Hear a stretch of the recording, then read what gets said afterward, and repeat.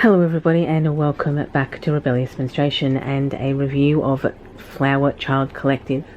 I did an unboxing of these a while ago and it went super viral for my channel, and it had like 209 views in an hour, which rarely happens to me. So I don't know why it was so highly kind of visited so quickly for me. But it has barely had any views after that. I think it's currently sitting at like 211. I thought it was a glitch initially. However, here in front of us we have two 8-inch liners and two 10-inch moderates. The exposed, so all of them are exposed cores. We'll just flip them over so you can have a look. The exposed cores are hand-dyed organic bamboo velour.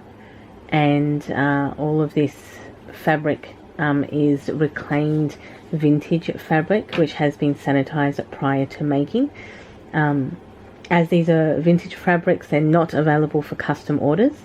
Flower Child Collective are based in Sydney, Australia, and hand make items on their Etsy shop. They promote being eco-conscious. It is now obviously more important than ever to be that way. They make a variety of pads as well as soap made from goat's milk and olive oil.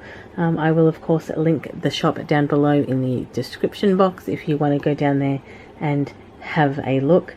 I'll also link the original unboxing up here on screen somewhere, and probably at the end or at the end of the video, either way. I absolutely did pick these because of the prints. I think at this point most of the pads sorry, that I will be adding to my collection will be because of the prints. I did actually recently see some Simpsons ones that I'm all like, I don't think I have a Simpsons pad, but I have resisted at this point. I have worn these liners on multiple occasions, and I took these 10-inch regulars when I went on holiday. And all of these are in my preferential sizes for both liners and moderates. I don't have a lot of exposed core, and this organic bamboo velour exposed core has an internal core of bamboo and flannel with a layer of PUL in the core as well.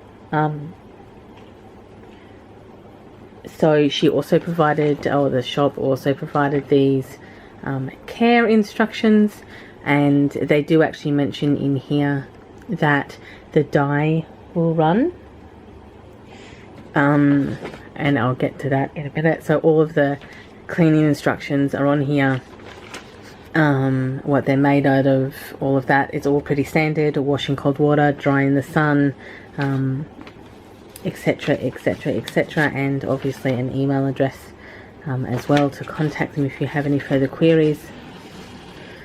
She also included some vanilla goat's milk soap in the order as well. I did take this away on holiday with me, and it smells quite nice, but it doesn't soap up, it doesn't lather up a lot, but it does clean perfectly fine. It's just not an overtly lathery soap.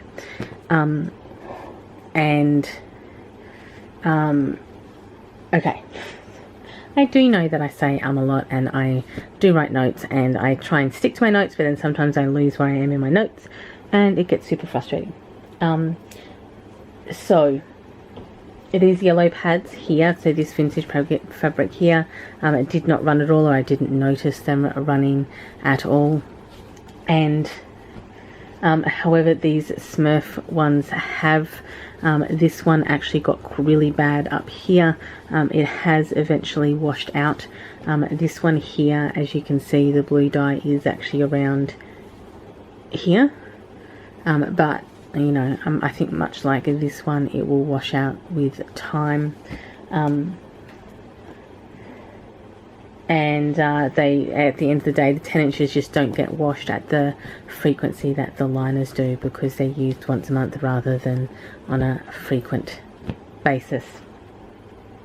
So, you know, that's the reality of the situation. so I'm expecting this colour to eventually wash out. I don't usually like the center stitch, so what I'm talking about here are these center stitches along here. I'm not generally a big fan of that style, but this has not caused a problem at all. It's mainly because I'm such a heavy center bleeder that I can go out quite a bit, but I've had no issues with this at all. The stitching is quite neat and tidy, and so far has not had any damage or sewing unpicking or coming undone. Because these have been such a pleasure to have ordered, worn and used, I actually have placed another order for pads.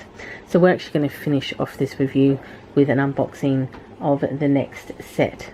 So here is the package that was sent through. So we will take off and open this up. Sorry, you're getting a little bit.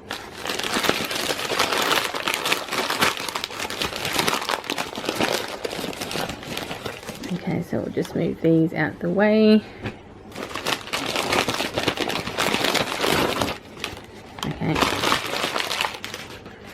So I got these to 10 inches. I just thought this was an interesting print, to be honest.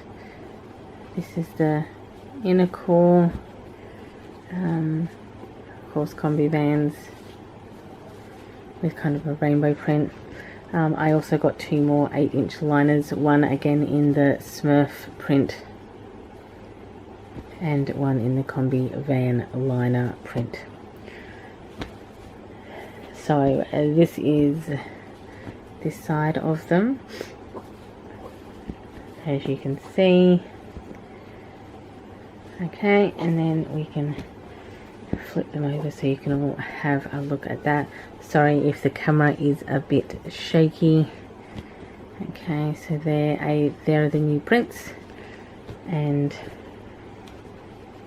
that's what they all look like.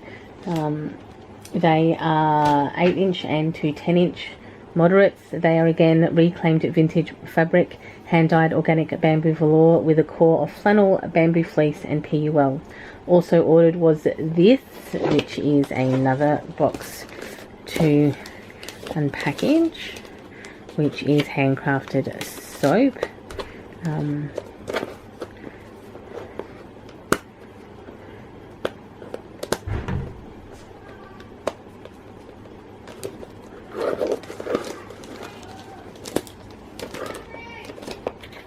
Okay, sorry about the interruption. This will be a very weird jump cut, but we shall continue. We were on the Handcrafted Soaps from Flower Child Collective, and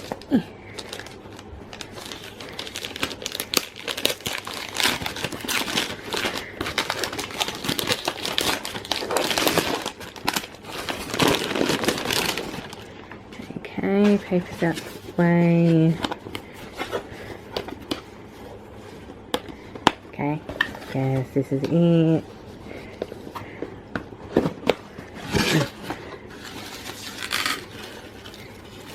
Okay, let's get this out the road. So this is the one that I ordered, which was the Neg Champa, and I usually have this in. It is, yeah, it's actually quite a strong scent, and that's really cool, but it's actually quite strong. The ingredients that she uses: sodium olivate, sodium palmate, which is palm oil and olive oil. However, she uses sustainable palm oil. It also has a coconut oil, castor oil, and naturally occurring glycerin fragrance, sodium lactate and mica, which is the pink color that you see. At the back of this also contains her website, as you can see. So please be aware or understand that there is definitely sustainable palm oil. I have done a whole video on this, which I will link either at the end up above, and I'll link in the description box below. There is such a thing as sustainable palm oil, exactly the same as there is such a thing as unsustainable bamboo clothing and cutlery. So yes, sustainable palm oil. So this is the one that I ordered. Also included in this box are this one and this bar. So this is like, has oats on top. I'm not too sure. I'd have to look up her site to see what flavors these would it be. This one smells really pretty actually. So these are the, you know, additional soaps that she has included in.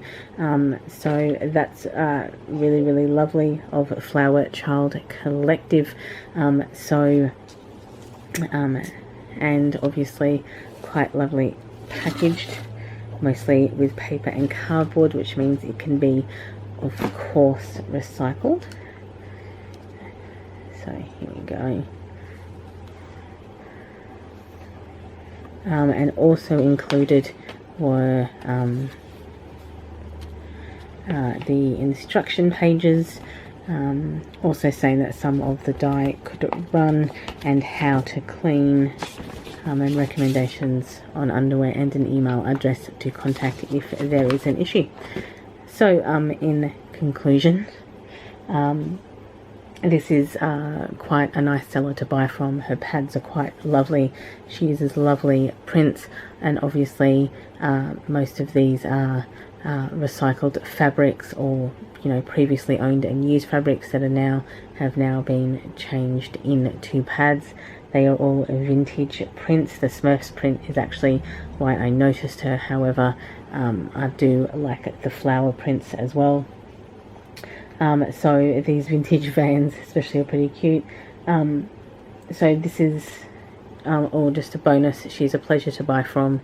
I'll link all the information down below for you guys to have a look at and check out. Other than that, this is the review of Flower Child Collective. Enjoy your morning, afternoon or evening, depending on where you are in the day, and I of course will catch up with you all in the next video. Bye everyone.